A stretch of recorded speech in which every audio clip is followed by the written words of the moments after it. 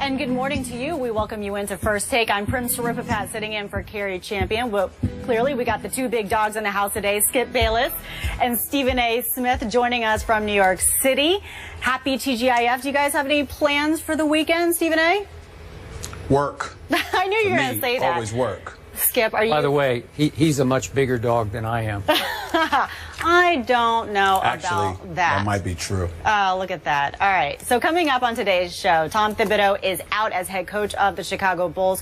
What went wrong? We will discuss that in just a moment. And we'll also get the fellas' thoughts on the Cavs-Warriors finals matchup. First Take will be in the Bay for Game 1 in less than a week. But first, we begin with the Vikings running back Adrian Peterson, who fired off 11 tweets yesterday venting about how NFL players should get the same kind of fully guaranteed contracts athletes get in other sports. Now, we only have so much time, so here's one of his tweets. I know hundreds of players that wish their team would have honored the contract, but instead got through to the side like trash. Now, Peterson, whose deal runs through 2017, is skipping the team's OTAs, made it clear in his tweets that he is bothered that there is no guaranteed money left in the contract. So the question that we pose, do you guys have any sympathy for AP? Skip? Stephen A. Smith, I have zero sympathy, but allow me to amend that. I should say I have a speck of sympathy for Adrian only if there's some method to this Twitter rant madness and he's trying to talk or act his way out of Minnesota and into my Dallas Cowboys backfield.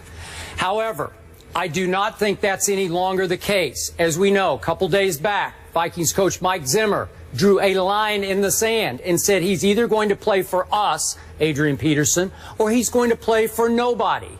So to me, Stephen A., this Twitter rant comes off as astonishingly naive from a 30-year-old high-collision running back who, as we all painfully are aware, is coming off a highly publicized, highly controversial incident involving his young son that did put his football team in a fairly difficult position. So, welcome to the NFL, Adrian Peterson. Yes, you are right. Contracts remain a one-way street because, if I might flash back to the summer of 2011, your union caved in once again on various deal points. And one of those deal points, by the way, was they weren't even pushing for guaranteed contracts at that point, and they still caved in on just about all the other deal points. Adrian is scheduled to make $12.75 million next year, and then $15 the next year, $16 the next year, none of it guaranteed. I remind you, Stephen A., Jerry Jones just decided or opted not to pay, what's that guy's name? DeMarco Murray. I'm trying to erase him from my memory now that he's a Philadelphia Eagle. Jerry said, nope, I'm not going to pay what the Eagles or anybody else is offering on the open market. And DeMarco is just now 27 years of age. Obviously, Adrian Peterson, as I said, high collision running back. He's played 8 NFL years. You could reduce it to 7 because he only played a game last year. But as we well know, once you pass 30, the odds of you giving your team back $12.75 million worth of productivity are marginal at best. Now, this guy's freakish. We know that. I would love to have him for just 1 year in Dallas.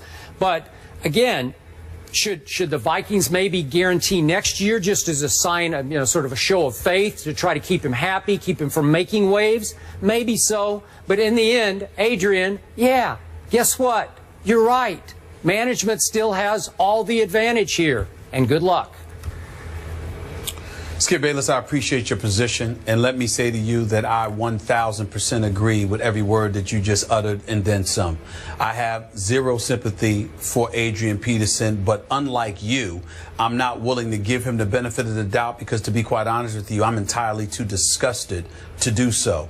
To say that he is naive doesn't even begin to explain or highlight his ignorance. The fact of the matter is that Adrian Peterson knew what contract he signed.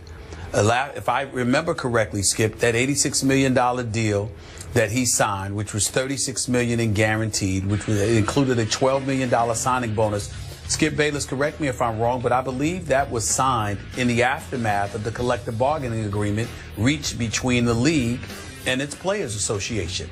So he was fully aware of the rules. He was fully aware of the contract that he was signing. And if I recall correctly, he signed it with a absolute, positively big fat smile on his face. But now that you've reached the non-guaranteed phase of the contract, all of a sudden you want to raise holy hell? That's just not wise. But again, that is not where my disgust comes in, because I completely agree with Adrian Peterson in terms of its validity. We have both lamented on many, many occasions the state of affairs as it exists with player contracts in the National Football League, and how they should always go for their money, because one play could end their career and it won't cost the team a penny, but it'll cost them everything because of that non-guaranteed status. We understand that the Players Association could do a better job of negotiating during collective bargaining time. But that's entirely separate and apart from my disgust with Adrian Peterson. You were arrested and had to endure a situation because of child abuse. You took a switch and slashed the body of your 4-year-old son. So much so that it wasn't even just marks on the back and the arm and the thighs.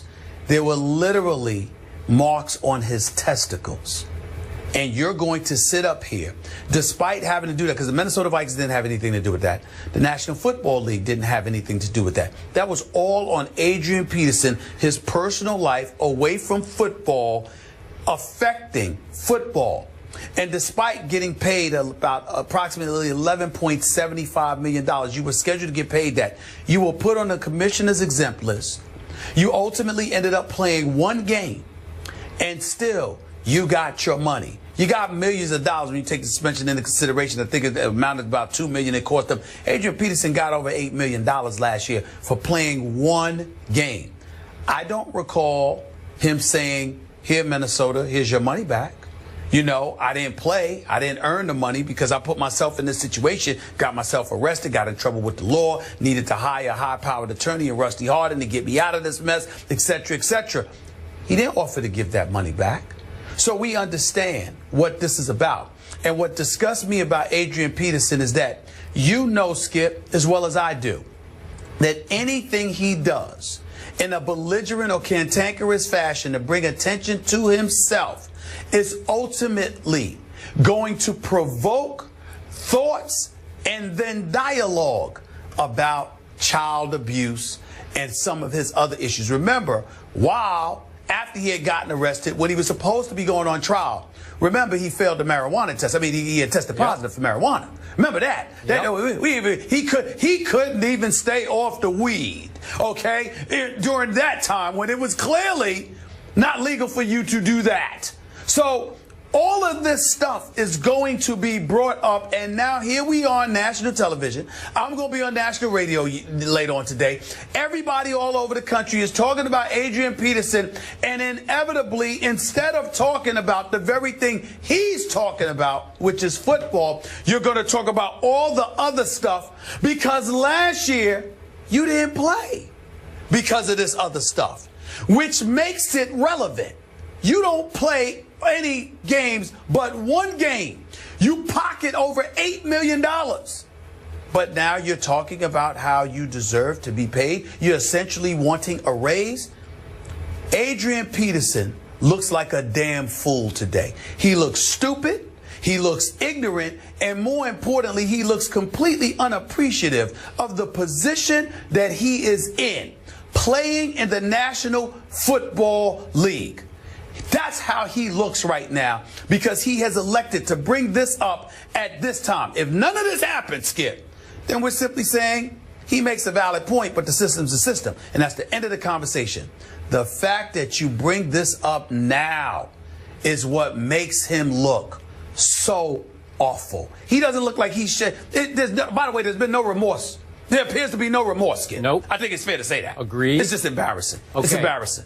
It's embarrassing. I'm also with everything you just said. But in fairness to Adrian, let us bring up the issues that he's brought up, his agent has brought up, that during this controversy, he felt like some members of the Vikings front office sold him out, did not have his back, told him one thing to his face, and then sort of stabbed him in the back behind the scenes with the Vikings.